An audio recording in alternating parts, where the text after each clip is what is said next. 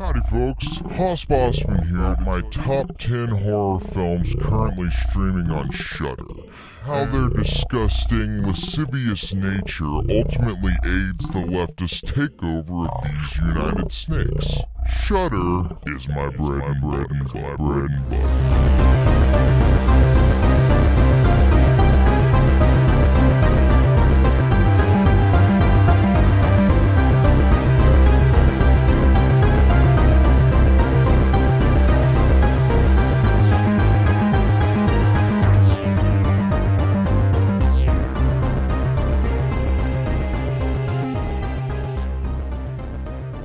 Shudder is an all-horror streaming app that's owned by AMC or TCM or some giant media company. A feature of theirs I really like is called Shudder TV, in which there are 3 channels always streaming movies available on the app. It recreates the long-lost art of flipping through the channels, finding some mediocre, bad, or maybe even decent movie airing and seeing it through to the end because, what are you, too good for this movie? I saw a lot of third acts this way as a kid. This can be a great solution to choice paralysis or looking for a movie on Netflix and finding yourself still narrowing down your choices 3 hours after you were supposed to have started the movie. All streaming apps should have this feature. I'll try to touch on the political/social commentary elements of these films as I go through here, either how I think they're successful in that regard or how I think they fall short. I'll try to tie my observations into a little bow at the end, and if you stick with me, I think you'll be satisfied with where this goes. Number 5. Hellraiser. What to say about Clive Barker's 1987 BDSM-themed classic Hellraiser? It really pushes the boundaries of what was acceptable to depict on screen at the time, even in the slasher-laden, prosthetic body horror happy 1980s. It spawned one of horror's most iconic monsters in Pinhead, and it begat a never-ending series of far inferior but at times quite fun sequels. Anyhow, this movie is disgusting, gory, taboo, and actually I'm starting to see a pattern among the films on this list. 4 of the top 5 are near comically gross pieces of 1980s horror cinema. If you're a horror fan who's never seen Hellraiser, that's weird, and you owe it to yourself to check it out. Socio-political messaging in this one, I don't know if I've ever heard anybody ascribe any commentary subtext to this one, but it certainly pushes boundaries, like I said, and sometimes that's enough to make a text worth existing, beyond its own capacity to entertain, just for expanding what is acceptable and possible to portray. Hellraiser. Still hovering in the 8 out of 10 fancies zone for me, but, maybe 8.5 out of 10. But, alas, we don't have half fancies. Number 4. Society. I'm not sure how I managed to miss this one until just a couple of years ago. Besides sci-fi horror movies that take place in underwater deep-sea research labs, a subgenre that contains more movies than you might think and definitely warrants its own video, but besides that subgenre, 80s body horror. Movies that were made before CGI came along and ruined all the fun, but when prosthetics and puppetry and practical effects were at the zenith of their awesomeness. Those types of movies are my shit, as you'll see as I round out this list. And if you check out parts 25 through 11, which is on my podcast, Breadsheet, as a bonus episode, or should be soon. 80s horror movies with amazing practical effects. I just love this, gory, gushy, over-the-top gross stuff. The Thing, An American Werewolf in London, the Cronenberg, The Fly movie with Jeff Goldblum and Gina Davis, and this little underappreciated piece of on-the-nose, anti-rich social commentary, the aptly named Society. As with any movie, you're generally well advised to go into Society without watching a trailer. Just watch this review and like and subscribe to my channel. Society is a film that's pretty much impossible to discuss without touching on its socio-political commentary. Like I said, it's pretty on the nose, but it's on the nose in the wonderful ways that social commentaries like John Carpenter's They Live and the more recent Bong Joon-ho's Korean film Parasite are. The premise is that a young man from an extremely wealthy family begins to suspect that something is amiss about he and his family's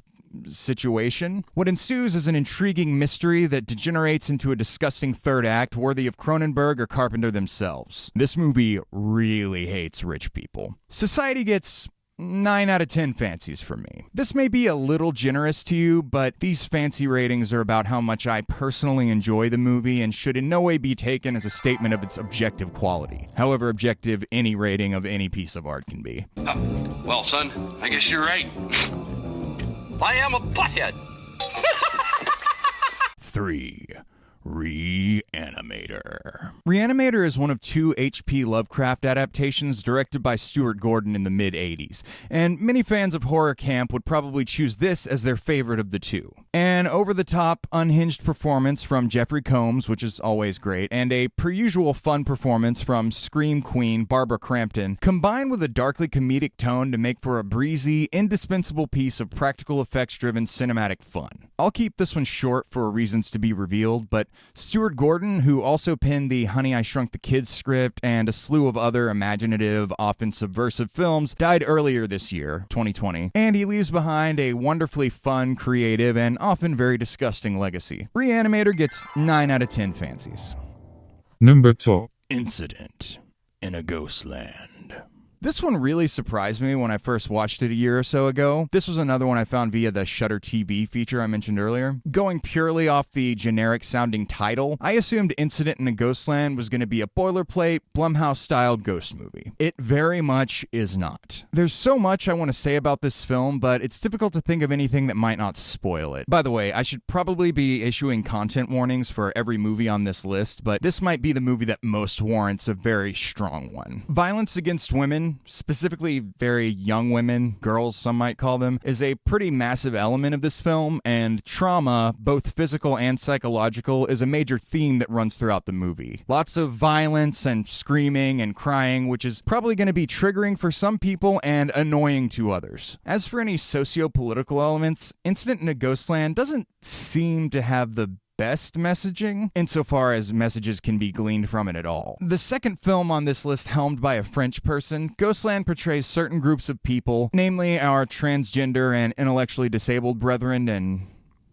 sistren? Does brethren have a female counterpart? Anyhow, it doesn't paint its characters from these groups in a positive light, to say the very least. I'm not saying this has anything to do with the fact that the director is French, just that I may be missing or misinterpreting something I'd maybe see more charitably if I were more familiar with French culture. I always try to allow for that sort of thing before making definitive judgments. Director Pascal Laugier? French. Director Pascal Laugier comes from the school of French New Extremity, a style or approach to filmmaking described by Wikipedia, by way of a source that I can't click on for some reason, as a crossover between sexual decadence, bestial violence, and troubling psychosis. And Laugier certainly brought those characteristics to Incident in a Ghostland. For better and probably for worse in some ways. But if you want a brutal movie with intense psychological themes and a twisting narrative that's sure to surprise you, I highly recommend this rarely discussed gem. I give Incident in a Ghostland 9 out of 10 fancies. I might give it 10 out of 10 fancies just for my own personal enjoyment, but the problematic elements should dock it at least a point, I guess. Number 1. From Beyond.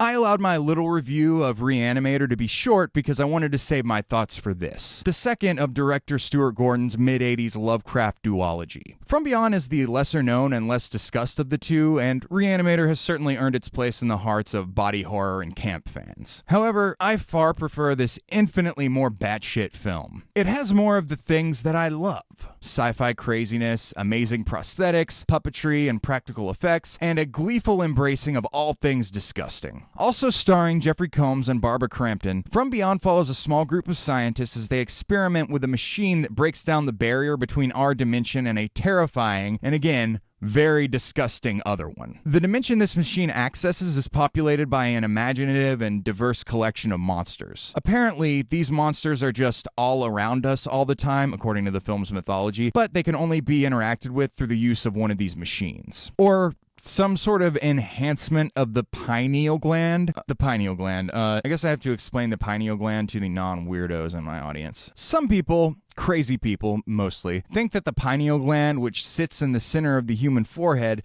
constitutes a third eye of sorts and allows us to perceive spiritual, supernatural stuff, I guess. Anyway, From Beyond is a bombastic movie with lots of gross, slimy, squishy, bloody creature effects, and like its sister film, Reanimator, From Beyond is highly sexually charged, but in a more fun way than Hellraiser. I feel I should clarify that these sex, death, blood movies aren't particularly sexy. Can I say that? I mean, I'm not sure why I like these gross out movies so much. Morbid curiosity, maybe. Damn it, I almost made it through this whole video without coming off as too much of an awkward weirdo. I didn't really know much about Stuart Gordon's politics or life until I started researching for this video, and there are quite a few films in his catalog I was completely unaware of until just now. Looking forward to catching those. Although Reanimator and From Beyond aren't overtly political, besides their vaguely cautionary messaging that could pretty much apply to anyone of any political persuasion, it seems that Gordon does have firmly radical roots in some ways. As many directors do, he started out writing and directing plays, a passion that's reflected in his film's presentations and one that he would return to later in life more and more. He and his then future wife were arrested in 1968 for staging a production of Peter Pan that reappropriated contemporary elements and figures to comment on the government's suppression of protests. I'd really like to see that play if anybody has a copy of it or something. And I believe the text was largely left unchanged. It was all about the visual representation of everybody. So Gordon was arrested in 1968. The charge was obscenity. Any countercultural figure worth their salt has at least one obscenity charge on their record, right? From Beyond is a must-see, and I give it 10 out of 10 fancies.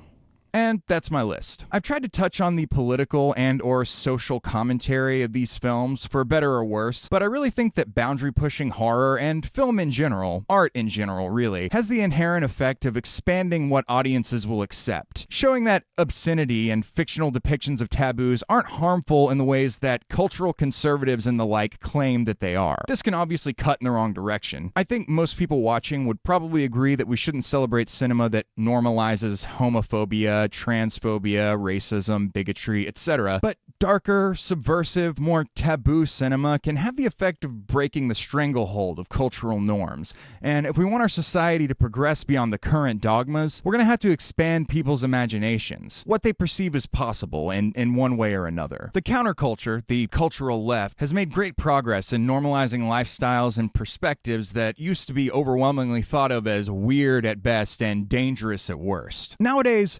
right-wingers love to complain about how their free speech is being trampled upon when the majority of people use their free speech to ridicule conservatives' regressive views. But let's not forget that cultural conservatism has posed the biggest threat to free speech for time immemorial.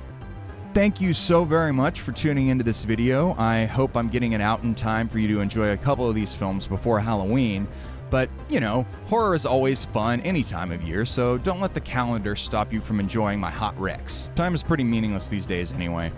Please like, subscribe, hit the little bell thingy, share this video, follow me on Twitter and Instagram at Hoss_Bossman. Support me on Patreon at patreon.com/Hoss_Bossman. Find me on Facebook, Letterboxd, etc. And check out my podcast, Breadsheet, available everywhere podcasts are given away for free. I've been putting a lot of time and energy into making Breadsheet a fun, interactive, dynamic experience for your earballs, so I really think you'll enjoy it no matter who you are. Mwah.